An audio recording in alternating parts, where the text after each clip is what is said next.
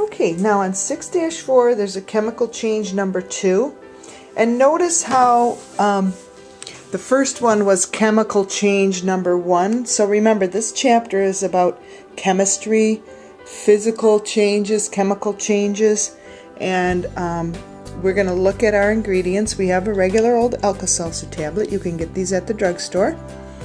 We have a green balloon, a 250 milliliter flask again, and this is what the tablet looks like unwrapped. And then we have a graduated cylinder that measures 50 mils of water. Okay, 50 mils at that line. So we're going to need 100 mils, so we will need 2 of these. Okay, I'm pouring in the second 50 mils of water. So we have 100 mils of water. We have the antacid in the balloon.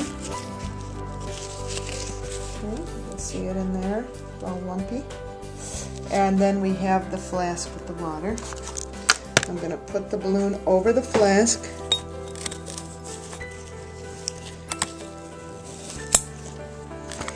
And now I'm going to measure the mass of the system. So this system, 100 mils of water, a crushed antacid tablet, and the balloon weighs 219.9 grams. Record that in your table. Okay, so your initial observations of the antacid tablet, it's just a white pill. The balloon, it's a green balloon. And then the mass of the system, 219.9 altogether. So now we're at step 4 on page 6-5. I'm going to push the pieces of the effervescent antacid tablet down to the mouth of the balloon and into the water. So there goes one piece, there goes the other. So now the pieces are in the water. Let's see if you can see better against my...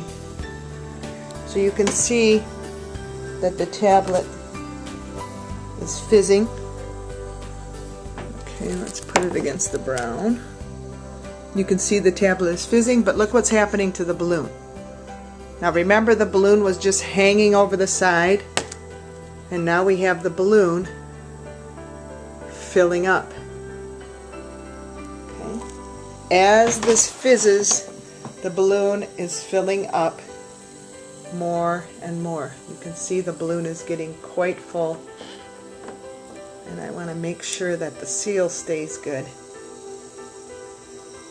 The bubbling is slowing down, but we still have some. So a gas is being given off, obviously, and that gas is filling up the balloon. Can you see the balloon? So the tablet and that balloon is really acting weird. I'm afraid it's going to pop off. If it does, we'll have to do the experiment over, because we don't want any outside interaction at all in this experiment.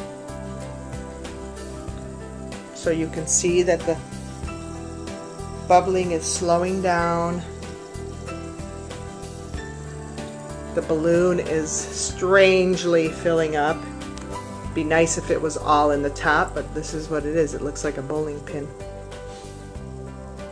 Okay, not quite sure why it's filling that way, but it's just the way it is. Maybe I can squeeze the air out. Let me try. Hopefully I won't pop it. No. Okay. The fizzing has stopped. Let's weigh the system now. Oh boy. The balloon is fighting me.